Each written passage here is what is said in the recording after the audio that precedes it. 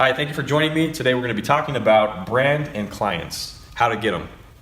First off is the name of your business. What are you going to call yourself? I'm sure you've been thinking about that. This is all really fun stuff. I was really excited to do all these things. So it's got to be short and easy. It's got to be easy to read, something that just people can remember, not some long title, things like that. You may come up with a few ideas, try to condense them if you can.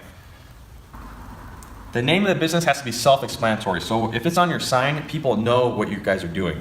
I have a friend that specializes in off-road, and the name of his business has nothing to do with anything automotive at all. In fact, I thought it was maybe the name of a bar. Some examples over here: Uplands Best, Total Auto Care. Prestige, European Auto Specialists. So you can have a name of something exciting on the top of your city, or a cool word that you feel like is neat. Be careful on that because it can get kind of cheesy.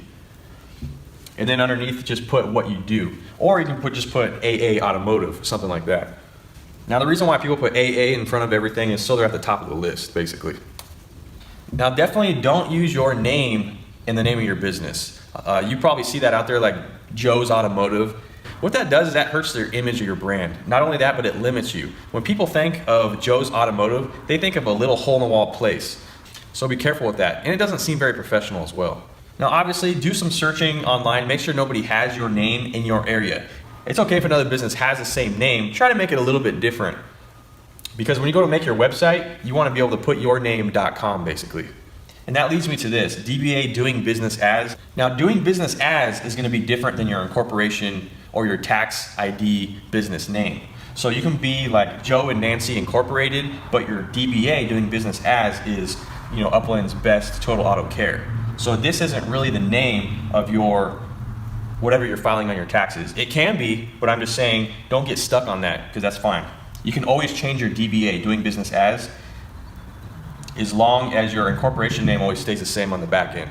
Another really important thing, which I didn't realize until later, is if you're specializing in a brand like Toyota, you can't put Toyota or Us Auto Care. You can't have the factory or manufacturer name in the title of your business.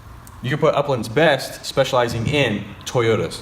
Now in your email, try to have your business name in the email, like Uplands TAC for totalautocare.com or at Gmail. You can always set a .com later when you have a website. Now once you have all this stuff, you want to start working on the image of your brand. So whatever you're going to possibly have on your website later, or a logo that you might have, you want all the colors to be the same everywhere that they go. That leads me to The Purple Cow. So Purple Cow is a book that I've read, and to super paraphrase it, basically the author is on vacation with his family. They're driving down the countryside, and they're all amazed at the beauty of the cows and the farms and the pastures. But after a while, hours of driving on this countryside, they get bored, and he says, what would really excite me is if I saw a purple cow. So that basically is the whole point of the book, and it's saying, what is your purple cow? Meaning, what is something that sets you aside from everyone else?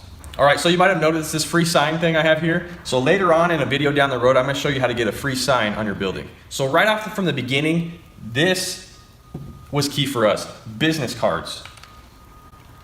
So this is gonna evolve for you. You're gonna come up with a business card, you're gonna come up with another one and another one and another one. You're gonna fine tune the image of your brand, but that's okay because you gotta start somewhere. So on your business card, you're gonna want the logo, obviously, and we talked about earlier, you're gonna want your phone number, your certification images, like if you're ASE or whatever, you want to put those images on your card because it shows trust, obviously, and authenticity.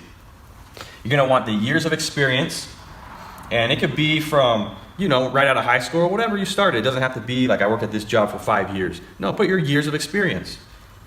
The brands you work on, that's very important. If you work on everything, still put the images on the card.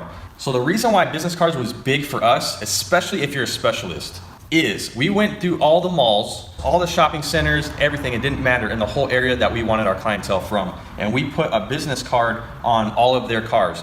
Now, it wasn't on all of them, it was only on certain ones.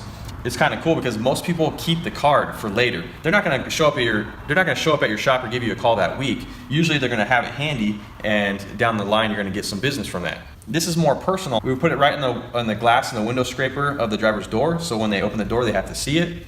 They have to grab it and either throw it away or keep it. But they're going to look at it. What is this?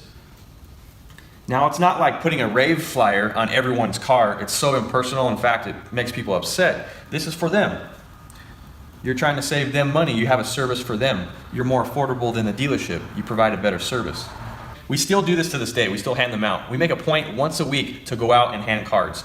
Now, this time we have two types of business cards. We have a business card specifically for handing out. It's a little vague, but it's more emphasis on the image and what we do versus personal business cards that say Mike, service manager, or whatever.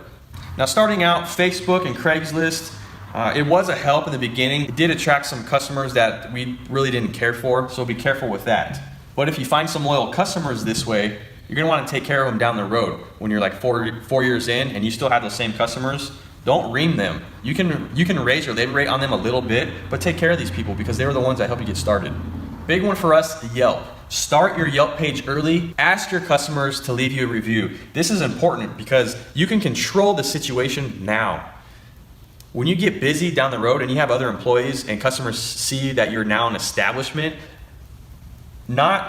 I'm not talking about these original loyal customers, I'm talking about these new customers. They weren't with you in the beginning. They're not rooting you on. So they are expecting exceptional service. So that's why Yelp very early on before you get your building is very important. Very important. Now, also on the flip side, if you're trying to discover yourself and you find that, man, people are just hammering me early. Well, cool thing is you can start fresh on another one. Once you have a business page up and an address attached to it, it's a little harder to restart this. We get most of our clientele through Yelp and business cards still. We have done extensive studying on Yelp and how to get positive Yelp reviews. We have over 100 5-star Yelp reviews. All the people that left us a bad one never even showed up at the shop. It was all over the phone quote stuff. It's crazy. But all the people that came to our shop have all given us a 5-star. We have a secret formula for that. I will show you later in another video. Automotive repair shops are a huge unknown to first-time customers. They will guarantee look you up on Yelp. I guarantee it. Forget your website. This will be the first deciding factor of the image and integrity of your workspace, your shop. Guys, thanks for joining me today. Click on the next video. I will see you on the other side.